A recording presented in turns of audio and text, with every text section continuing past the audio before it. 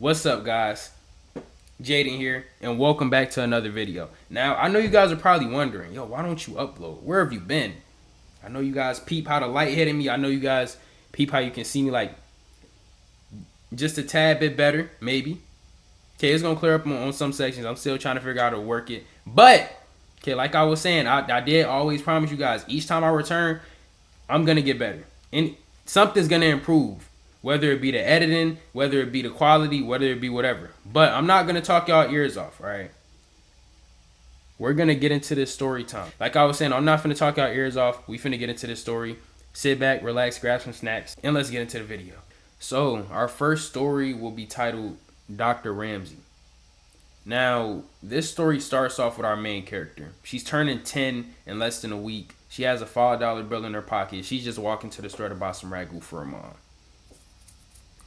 So as she's doing that, she arrives to the store, she gets the ragu, buys it, she walks out. So she's just walking, and some random man who she had never seen before approaches her. He says, "Hey, I'm Dr. Ramsey. I'm a pediatrician. You know what a pediatrician is?" He's just asking a bunch of questions, but it's in like a off tone, if you know what I mean. Like he's not asking it correctly. You know what I mean? He shouldn't really be asking it all, but still, okay. So yeah, after he's just asking all of those questions, she just chooses to continue walking. Very smart thing. She chooses to continue walking, and he's following her. He's like, "Yo, I was just on the way to pick some lollipops up from my office. Come back with me. Come on." She obviously ignores the offer. She goes back home.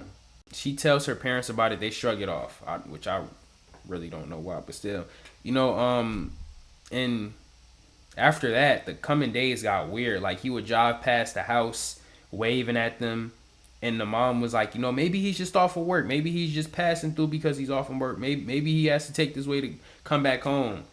But then the phone call started. He would call their house and explain in detail the bad things that he was gonna do to Kim and her siblings and everybody else. So he was threatening them.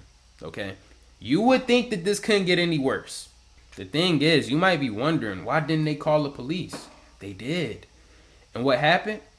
They couldn't do anything, because this was during a time to where, I don't know, stalking laws were underdeveloped. Like, it was basically none. It was no laws against stalking. Stalking was basically perfectly legal at this time.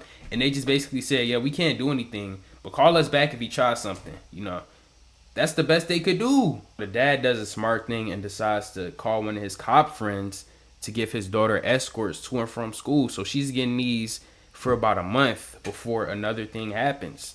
Right, so one day they're just all at the dinner table. They're relaxing. They're eating. The brother catches a glimpse out of his eye. He sees something right there. Like, he essentially catches a glimpse through the garage of Dr. Ramsey. He bolts out of it. The brother chases after him. He chases him all the way to a park, but he's lost.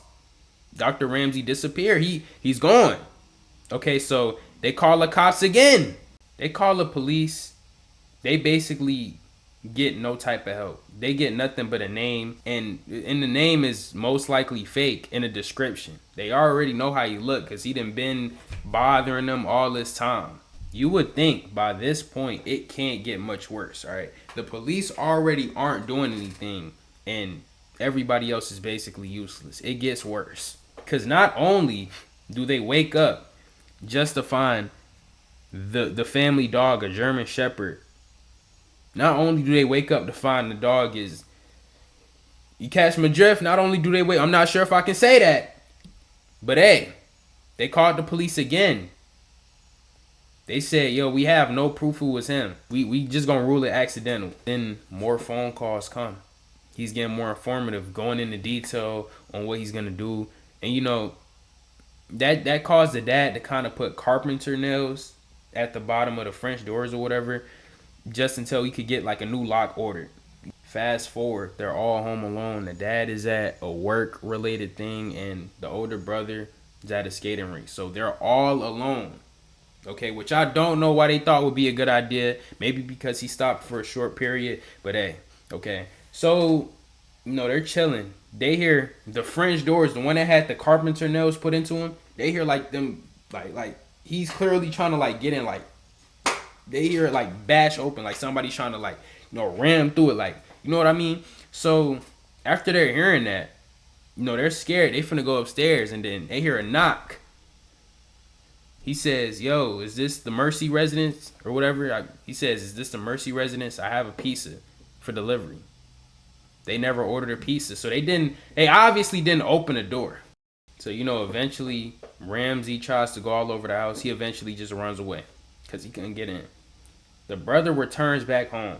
Okay, they tell the brother like, "Yo, he just tried to break in." So the brother is just going around the yard looking for him, making sure he's not there, making sure they're safe. And by this point, they given up on calling the police. They called him about 3 times and they was useless. Now, no matter how many times they tried to look for him, no matter how many times they tried to do any of that, they just couldn't find him. They couldn't catch him. Fast forward, Kim is at school, right? She's just enjoying recess, swinging. She's swinging upside down. Guess who she sees? Ron in the blue car, Dr. Ramsey.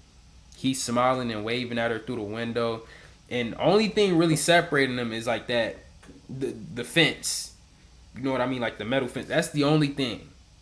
All right, so immediately she gets scared.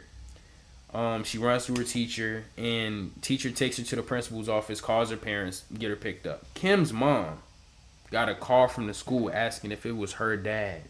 Like to verify if her dad was picking her up that day. It was Dr. Ramsey posing as the father. This dude, okay, if he put this energy into anything else, I'm just saying, okay. Now look, fast forward, the younger brother's in the kitchen.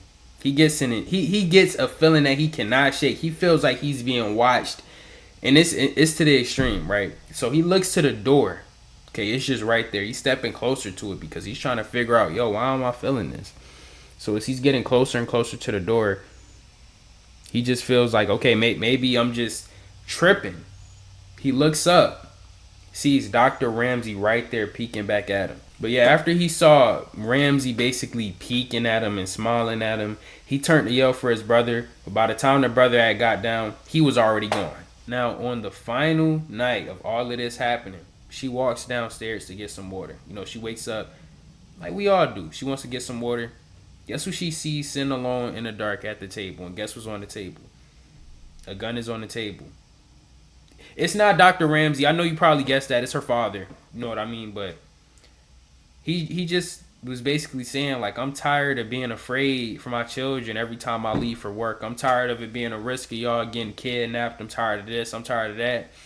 And after that night, Dr. Ramsey was never seen again. Like, he stopped. He stopped. So I'm not saying she made it out the situation completely good. All right, she was having some nightmares. She was having all of that, but it eventually went away. She started feeling like a kid again. She doesn't know what her dad did that night, and she doesn't even really want to know. She doesn't really want to. But moral of the story: don't be a creep. I ain't gonna lie.